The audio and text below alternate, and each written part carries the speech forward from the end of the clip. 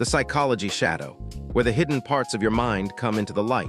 What you're about to hear might change the way you see yourself and everyone around you. There's something happening in your mind right now that you're not fully aware of. And it's been shaping your choices, your reactions, and the people you're drawn to probably for most of your life. You wake up at 3 a.m., the room is dark. Your heart is beating a little faster than it should be.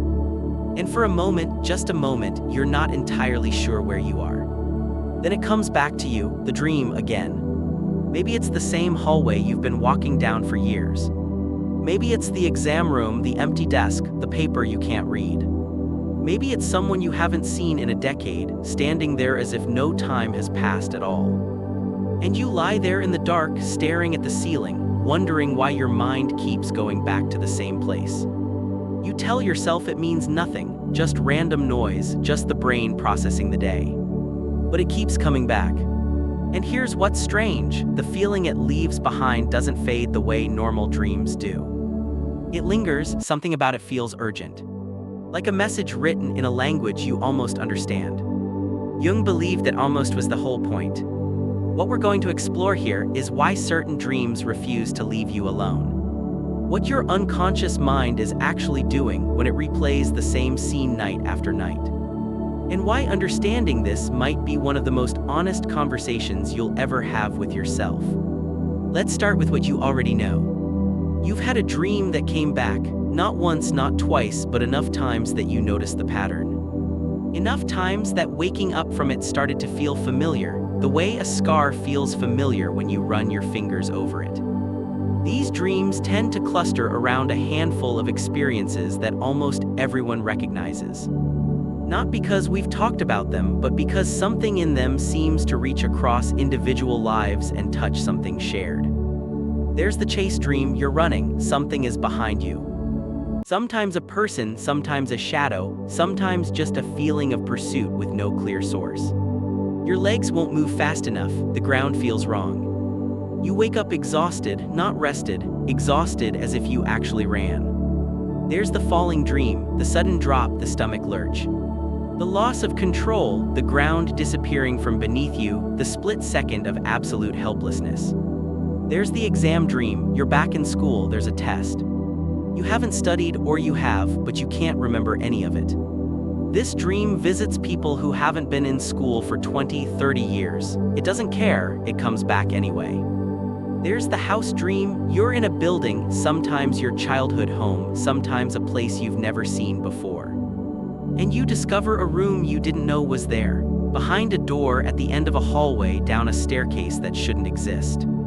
The room is empty, or full of old things, or somehow both at once. And you feel, in the dream, a mixture of wonder and unease that's difficult to describe when you wake up. There's the dream about someone who's gone. A person who died or left, or simply disappeared from your life.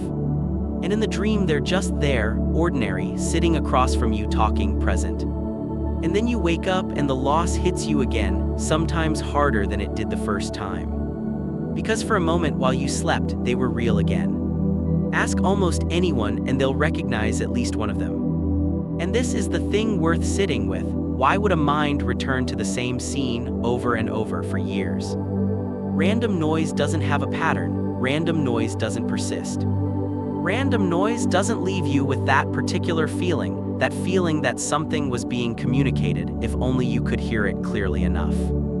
So what is your mind actually trying to say? To understand what recurring dreams are doing, we need to understand what dreams are for. And here, Carl Jung offers something genuinely different from what most people expect. Jung was a Swiss psychiatrist who worked in the early 20th century, initially alongside Sigmund Freud before developing his own distinct framework. While Freud saw dreams primarily as disguised expressions of repressed desires, Jung saw them as something more like a guidance system. For Jung, the unconscious mind wasn't simply a repository of things we'd hidden from ourselves. It was an active, intelligent part of the psyche, one that was constantly working to bring the whole person into balance.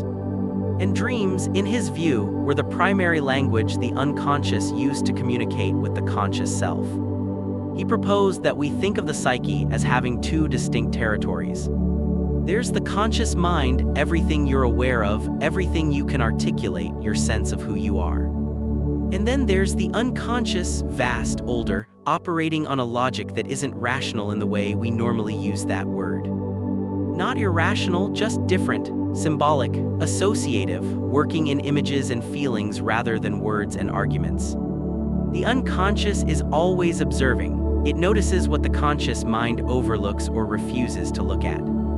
It tracks the emotional undercurrents of your life, the things you're avoiding, the things that remain unresolved. The places where who you think you are and who you actually are don't quite line up. And when something important isn't being addressed, when there's something the psyche needs you to pay attention to, it surfaces in dreams. A single dream might be exactly that. A single image, a single night's processing, not necessarily significant on its own. But a recurring dream is something else. A recurring dream is the unconscious raising its hand again and again and again. Jung believed that recurring dreams were, almost without exception, pointing to something unresolved. Not necessarily a trauma, not necessarily something dramatic, but something that the psyche genuinely needed the conscious mind to engage with. He called the process of working with this material, of bringing unconscious content into conscious awareness, individuation. The lifelong process of becoming more fully yourself. And dreams, he argued, were one of the primary maps for that journey. Jung didn't believe dream symbols were literal. He believed dreams communicated through metaphor, through emotional truth dressed in symbolic clothing. Take the house dream, the one where you discover a room you didn't know was there. In Jungian psychology, a house in a dream frequently represents the self. The known rooms are the parts of yourself you're aware of. The basement is often associated with the unconscious. And the unknown room, the one behind the door you'd never noticed before. Jung would suggest that room represents something in you that hasn't yet been explored. A capacity, a feeling, an aspect of your personality that exists but hasn't been acknowledged. The dream doesn't come back because you need to renovate your kitchen. It comes back because there's something in you that keeps asking to be seen. Or take the chase dream. What are you running from in your waking life?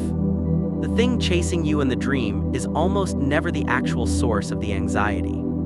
It's a symbol for whatever you've been avoiding, a confrontation, a decision, a feeling, a truth about yourself you've been outrunning rather than turning to face. This is why the chase dream so rarely resolves by escaping. The unconscious isn't interested in your escape. It's interested in the turning. He developed a method he called amplification, a way of working with dream symbols not by decoding them like a cipher, but by sitting with them. By asking, what does this image mean to me? What does it feel like? What does it remind me of?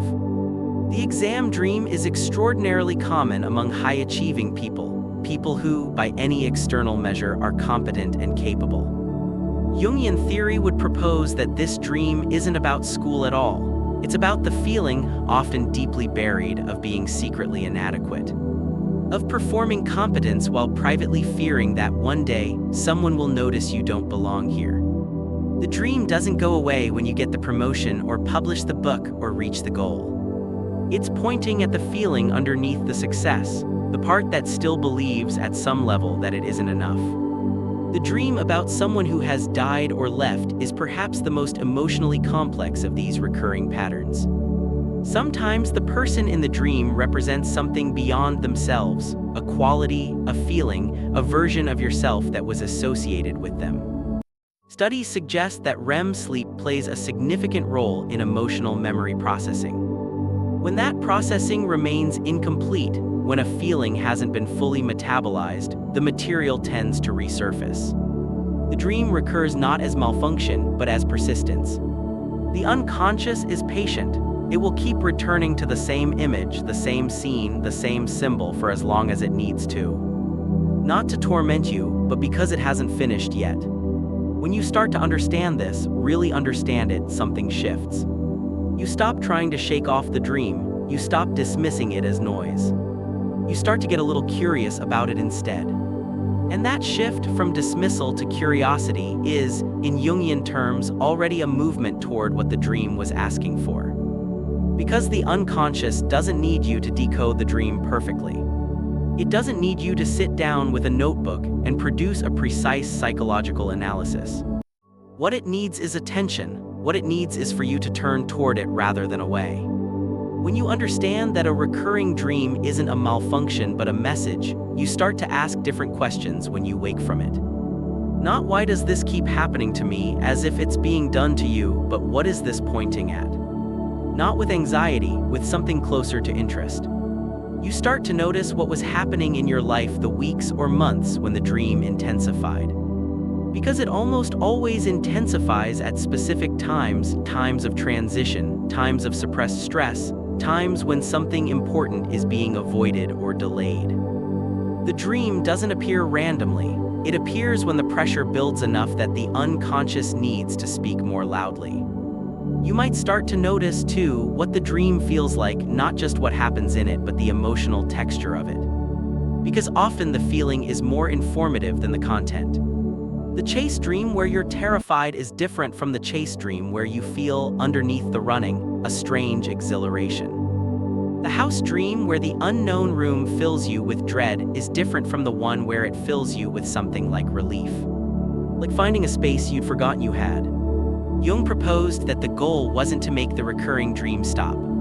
Though it often does stop, eventually, when what it was pointing at receives enough conscious attention. The goal was to enter into a kind of dialogue with it. To treat the unconscious not as an enemy producing unwanted content in the night, but as a part of yourself that has things to say. Things that, for whatever reason, couldn't find their way into your daylight hours. This changes how you relate to the uncomfortable parts of your inner life more broadly. Because if the unconscious speaks in dreams, it speaks in other places too. In the emotions that arrive without obvious cause, in the patterns that repeat in your relationships. In the things that move you or disturb you in ways you can't entirely explain. When you start to hear the dream, you start to develop an ear for that frequency in general. There's something quietly profound about this. The idea that your mind, even in sleep, even in the parts of the night you can't control, is working on your behalf. Not against you, on your behalf. Trying to bring something into balance, trying to show you something it believes you need to see. You don't have to agree with everything Jung proposed. His framework is a theory, not a proven law. But the basic invitation it extends is worth sitting with.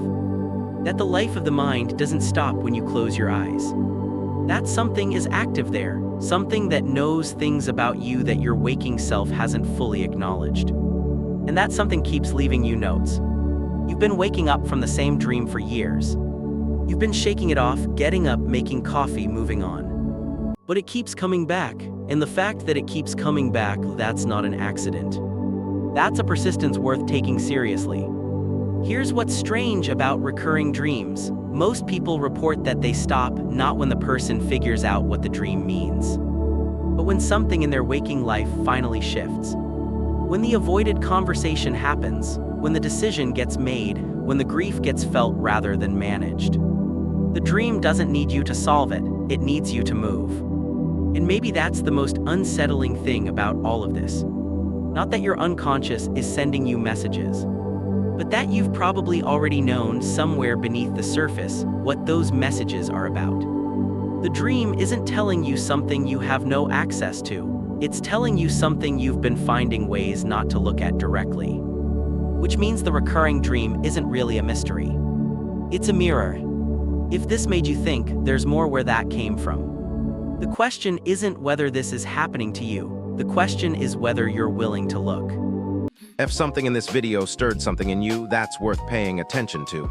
The Psychology Shadow explores one idea at a time, slowly and carefully. Subscribe if you want to keep looking. And if this made you think, drop it in the comments. I read every one.